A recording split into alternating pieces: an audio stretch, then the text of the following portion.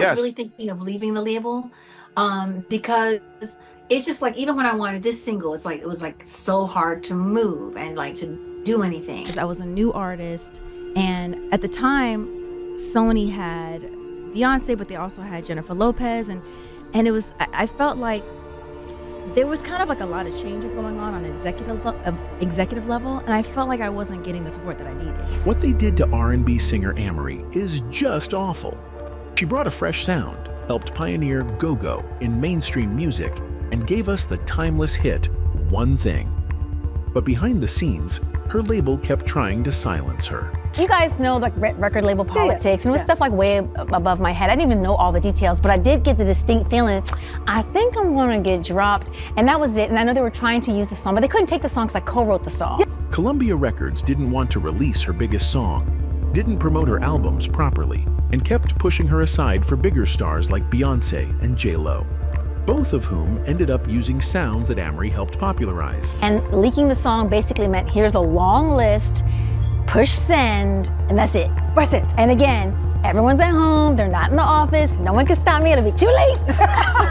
Add in label sabotage, image control, and being erased from her own style's success, and it's no wonder she slowly disappeared from the spotlight.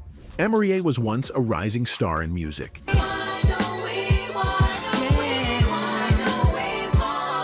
She had talent, beauty, and a unique sound. Her song, One Thing, was a big hit and made people dance all over the world.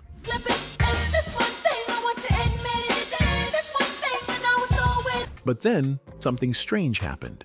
She slowly disappeared from the spotlight. Many people wondered why. If she was so successful, why did she stop making music? The answer is not simple, and it includes music politics, unfair treatment, and even Beyoncé. Back in 2004, Amerie was working on her second album. She went back to the same producer who helped her with her first album. His name is Rich Harrison. He was known for creating catchy songs and had worked with big names like Jennifer Lopez, JLo, and Beyoncé. Together, Amerie and Rich made the song One Thing very fast. They finished it in just a few hours, and they were proud of it. They believed it could be a big hit, so they sent the song to her record label, Columbia. But Columbia didn't like it. They said the song needed a bigger chorus and more power. Amerie and Rich went back to the studio and kept changing the song. Every time they sent a new version, Columbia still said no. Amerie later said that people just didn't understand the sound. You know, you guys know like record label politics, and it was stuff like way above my head. I didn't even know all the details, but I did get the distinct feeling, I think I'm gonna get dropped, and that was it. And I know they were trying to use the song, but they couldn't take the song because I co-wrote the song. After 6 long months of trying, Amerie and her team decided to leak the song to radio stations without the label's permission. This was a bold move, but it worked. People loved the song. It became a hit on the radio. So for me, leaking the song was like, look, I created this record. I want people to hear it. I don't care about the money and that. I just want people to hear the song. But behind the scenes, Columbia Records was not happy. Some people said the label wanted to stop One Thing from becoming big. Why? Because JLo was about to release her album Rebirth, and the label didn't want Amerie's song to compete. And leaking the song basically meant here's a long list, push send, and that's it. That's it. And again, everyone's at home, they're not in the office, no one can stop me, it'll be too late. Some rumors even said they wanted JLo to have the song instead of Amerie. But radio stations refused to remove it from their playlists because listeners kept asking for it. In the end, the label had no choice but to officially release it. Amerie's One Thing and its GoGo-Roots things got even more confusing when Beyoncé released Crazy in Love in 2003. That song had a very similar sound to Amerie's music. It had a strong beat and a style called GoGo, which comes from Washington, D.C. Amerie had been using that style in her music for a while. In interviews, Beyoncé said the reason Crazy in Love was special was because of the horn sounds and the old-school feel. That's interesting because Amerie also said people didn't understand her go-go sound at first. So, who really started that sound? Fans started to look deeper. They found out that Rich Harrison, who worked with Amerie, also gave Beyoncé the beat for Crazy in Love. In fact, he had it ready, but didn't offer it to anyone right away. He said he was waiting for the right time. Then he got a call from Beyoncé's team and gave it to her. That raised questions. Did Amerie's style and ideas get passed on to someone more famous? Some people think Beyoncé's father, Matthew Knowles, who was her manager at the time, had a strong influence. He knew how to push her career forward, and Rich Harrison saw a chance to work with a superstar. Even though Amerie had helped create that new sound, Beyoncé got most of the credit. That can be very painful for an artist. You work hard to create something special, but someone else gets the spotlight. Amerie had been proud of using the GoGo sound.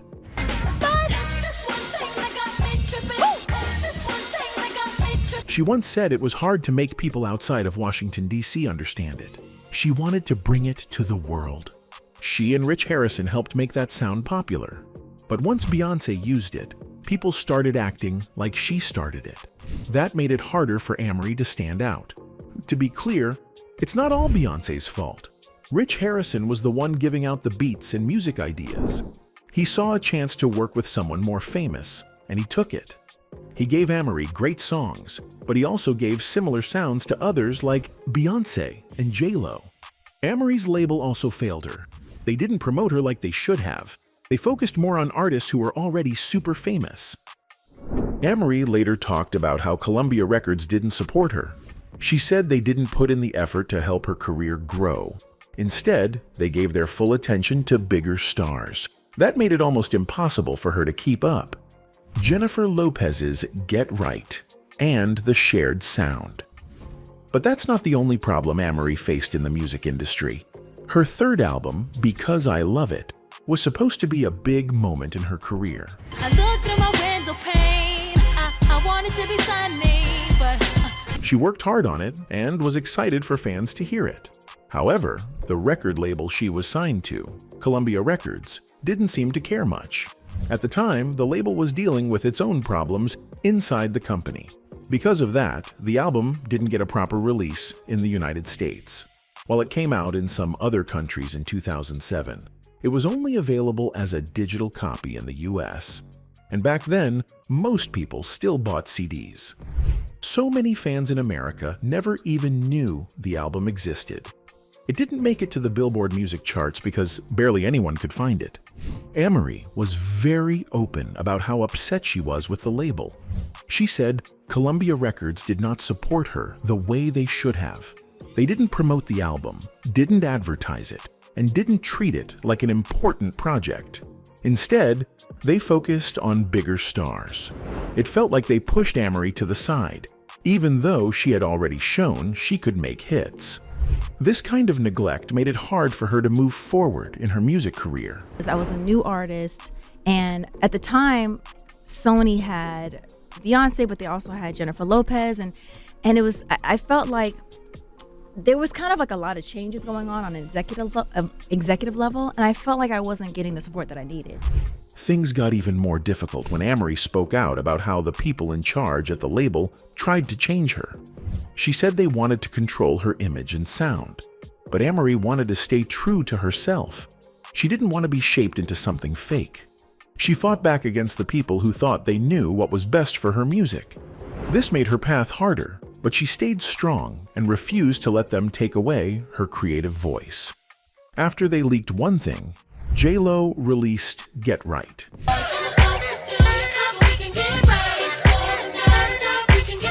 Which sounds similar to Usher's Ride.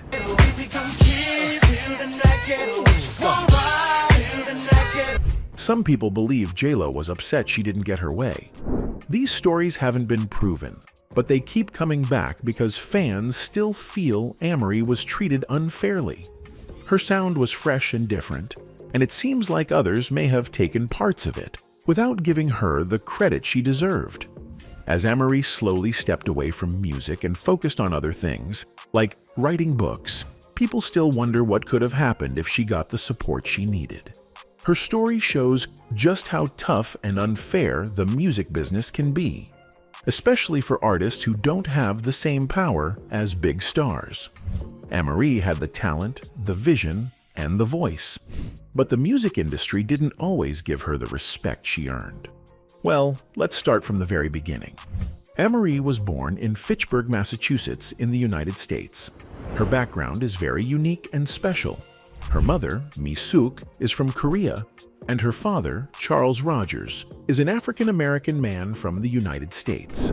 That means Amerie comes from two different cultures, which helped shape who she is today. Her parents' different backgrounds gave her a rich mix of traditions, values, and ways of seeing the world. Shortly after she was born, her family moved to South Korea. Amerie spent the first 3 years of her life there. This early move was because her father was in the U.S. military. And you were a military brat, right? Yeah. So did you have trouble making friends growing up? I would put pillows against my window so no one would bother me, so I could write and do dorky things. Her father, Charles Rogers, worked as a chief warrant officer in the military, which means he had an important role and moved often for his job. Because of this, Amerie and her family didn't stay in one place for long. After South Korea, they moved to different parts of the world. They lived in places like Alaska, Texas, Virginia, and even Germany. These moves were not always easy.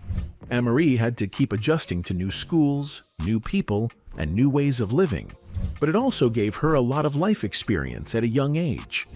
Amerie has a younger sister named Angela Rogers. Angela was like the popular one. I was the dorky one. Really? I loved, I played with Barbies until I was in 9th grade because I was making stories about them. Yeah, that's dorky. As they grew up, they stayed close. Angela later became Amerie's lawyer, helping her manage her business and legal work.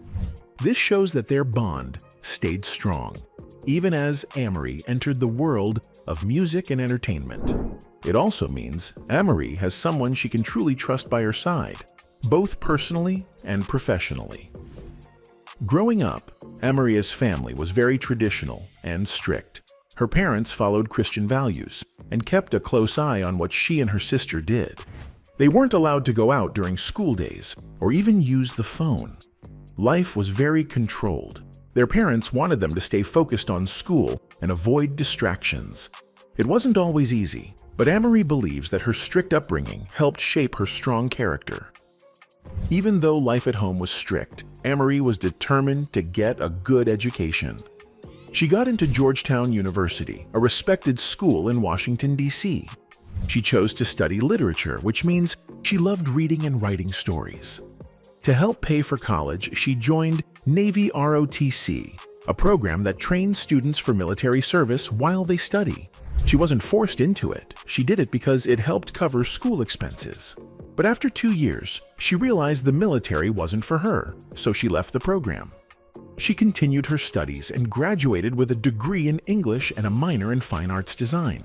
While she was at Georgetown, something happened that changed her life forever. She met a club promoter in Washington, D.C.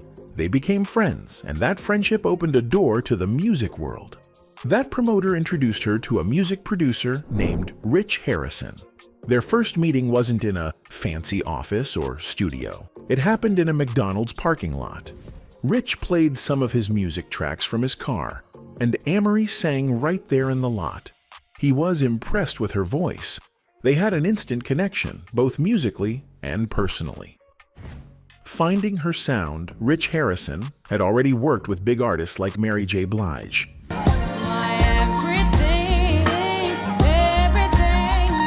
He saw something special in Amerie. They started working together right away. They created demo songs, which are samples of music used to show a singer's talent to record companies.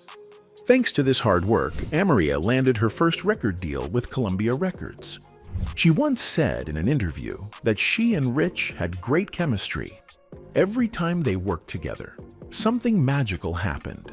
Amerie's first big break came when she sang the chorus on rapper Nas's song Rule in 2001.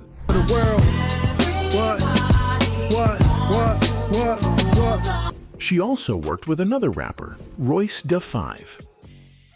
9.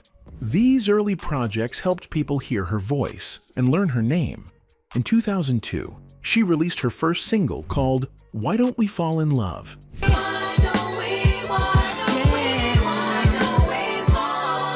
It did very well on the music charts, reaching the top 10 on the R&B and dance charts. Her first album, called All I Have, came out the same year. It got good reviews, and Rich Harrison helped write and produce all the songs on the album. From 2004 to 2005, her music career really started to take off. She released her second album, Touch. The lead single from that album was One Thing, which became a huge hit. The song used a sample from a funky old tune by The Meters. It reached number 8 on the Billboard Hot 100 chart, which means it was one of the most popular songs in the country. The album itself also did well and was certified gold, meaning it sold a lot of copies. In 2007, Amerie came out with her third album, Because I Love It. This album had a new sound influenced by music from the 1980s. The single, Take Control, became a top 10 hit in the UK. And I'll do anything to please you. I just want you to take control of me. But in the US, things didn't go smoothly. Her record label, Columbia Records, didn't promote the album well, and she wasn't happy with how they handled it. But this new song didn't get the same love from fans and music critics. Some people said it wasn't bad, but it just didn't stand out. Critics felt that her music team didn't know which direction to go. They weren't sure if they should try to make another song like One Thing or try something totally new. Because of this confusion, the song felt like it had no clear style. This made people wonder what kind of artist Amerie really was.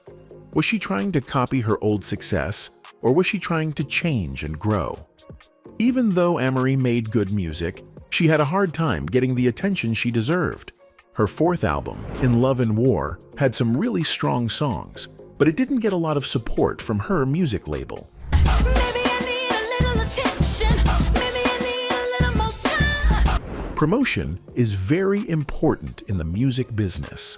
When an album comes out, people need to hear about it through radio, TV, internet, and more. But in Amerie's case, there wasn't enough marketing. This meant fewer people knew about her new music, and that hurt the album's chances of doing well in sales.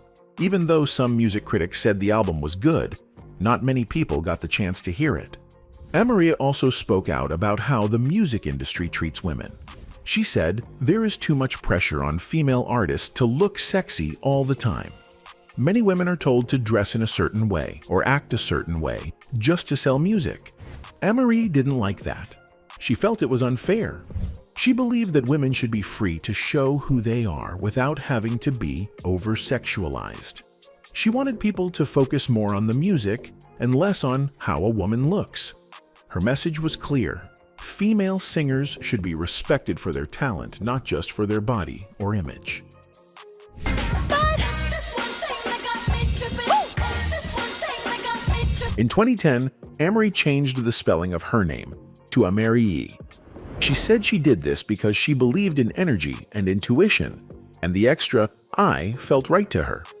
She said it still sounded the same, just looked different. Around the same time, she released a new song called Outside Your Body. Oh, let me take you to London, down in Paris, yeah. She ditches Columbia. Later on, Amerie decided to leave her old music label, Columbia Records. She signed a deal with Island Def Jam and started her own label called Phoenix Rising. This gave her more freedom to make the music she wanted. She didn't have to follow anyone else's rules, but it also made things harder. She didn't have a big team or money behind her like she used to. Making music and promoting it by herself was a big job. Even though she had control over her sound, it became tougher to reach a big audience without the support of a major label. In 2011, Amerie started working on a new album called Semantica Vol. 1. The name came from semantics, which is the study of how sound makes patterns. The album was going to be very different from her past work. She planned to explore deep topics like freedom, gender, and world ideas. The music would include trance, electronic, house, and new wave styles. She planned to work with producers like Riley Urich and the Buchanans. She also wanted to collaborate again with Rich Harrison and feature artists like Tiger JK and Tasha Reid from Korea. In 2012, Amerie said she was working on a mini album called The Prelude. Then, in 2013, she talked about Because I Love It Volver 2, a follow-up to her 2007 album. These new songs didn't fit into her other projects like Simatica, so she made a separate album for them. The songs had heavy drums and a soulful sound, not tied to any specific time or trend. In 2014, she released a single called What I Want, No running, no running. That's what I want. I want you. Yeah, that's what I which sampled an old song called Apache by the incredible Bongo Band. Later that year, she also released the song Mustang and planned a tour in the UK. In 2015, she and Rich Harrison came together again to create the song Out Loud.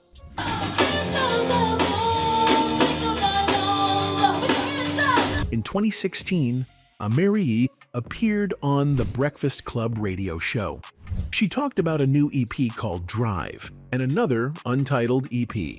She also said she was still working on Simatica, which was supposed to be part of a trilogy, meaning 3 connected albums. She released Drive first on SoundCloud, an online music platform. In 2017, she released a new single called Red Rum, which was supposed to be part of another album called MA3. In 2018, Amerie made a big comeback. She released 2 albums at the same time, 4 AM Mulholland and After 4 AM. These were her first full-length albums since 2009 and were released independently, meaning she did it without a major record label. She was in full control of her music. The following year, in 2019, she performed at the R&B Vine Days Festival in Australia with other artists like Nelly and Craig David. From the start of her music career, Amerie has been deeply involved in every part of the creative process. She doesn't just sing, she writes, produces, and even helps with the instruments in her songs. Her voice is known as a soprano, which means she sings in a high and sweet tone. In an interview, she talked about how she used to record music as a child. She would sing her songs onto one tape recorder, then play it back and record harmonies on another. She kept switching back and forth until the full song was finished. That shows how passionate and creative she's been from a young age. Amerie's journey hasn't always been easy. She faced problems with record labels, changes in music trends, and long gaps between albums. But she never gave up. She stayed true to herself and kept creating music that reflected her heart and soul. From her strict childhood to the bright lights of music stages, Amerie has proven that hard work, talent, and staying true to who you are can take you far.